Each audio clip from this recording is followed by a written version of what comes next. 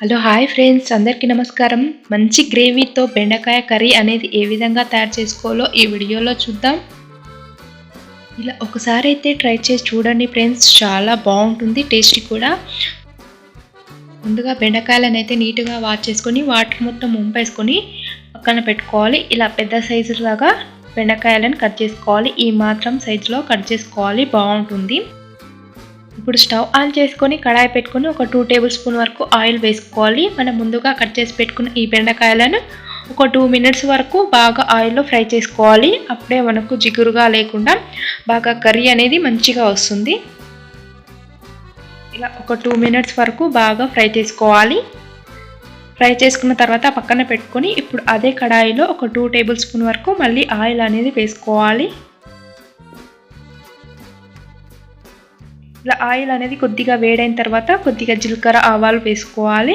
తర్వాత కరివేపాకు కూడా వేసుకోవాలి.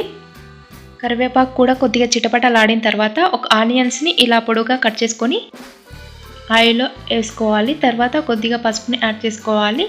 అలాగే టేస్ట్కి సరిపడా సాల్ట్ని కూడా యాడ్ చేసుకొని కొద్దిగా కలర్ చేంజ్ అయ్యే వరకు బాగా ఆయిల్లో ఫ్రై చేసుకోవాలి.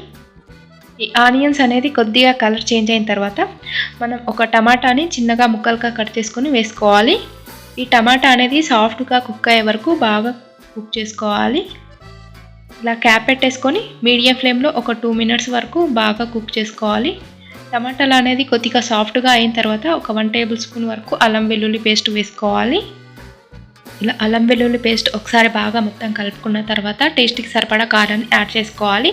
కారం అనేది కొద్దిగా ఇలా ఆయిల్లో కొద్దిసేపు ఫ్రై చేసుకోవాలి. తర్వాత మనం ముందుగా కట్ చేసి పెట్టుకున్న ఈ బెండకాయలను ఫ్రై చేసి పెట్టుకున్నాం కదా, బెండకాయలని ఇలా ప్యాన్లో యాడ్ చేసుకొని ఇలా మొత్తం బాగా కలిపేసుకోవాలి. కారం అనేది బెండకాయలకు పట్టే విధంగా మంటను లో ఫ్లేమ్లో పెట్టుకొని క్యాప్ పెట్టేసుకొని ఒక 1 to 2 మినిట్స్ వరకు ఆయిల్లో ఫ్రై చేసుకోవాలి. కారం అనేది మొత్తం బెండకాయలకు పట్టే విధంగా బాగా చూసుకోవాలి. తర్వాత ఒక 2 టేబుల్ స్పూన్ వరకు పెరుగుని తీసుకొని బాగా బీట్ చేసుకొని ఇలా యాడ్ చేసుకోవాలి. పెరుగుని యాడ్ చేసుకోవడం వల్ల టేస్టీ అనేది కూడా బాగుంటుంది, గ్రేవీ కూడా మంచి థిక్గా వస్తుంది.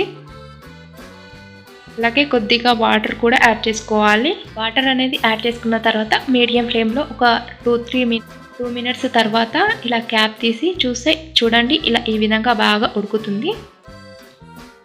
రెసిపీ అనేది ఒకసారి ఇలా ఈ విధంగా అయితే ట్రై చేసి చూడండి ఫ్రెండ్స్. ఎప్పుడు బెండకాయ ఫ్రై పులుసు కాకుండా ఇలా పెరిగి వేసుకొని చేసుకుంటే టేస్ట్ మాత్రం బాగుంటుంది, గ్రేవీ కూడా మంచిగా వస్తుంది, టేస్ట్ సూపర్గా ఉంటుంది. ఒక్కసారి అయితే ట్రై చేసి చూడండి ఫ్రెండ్స్.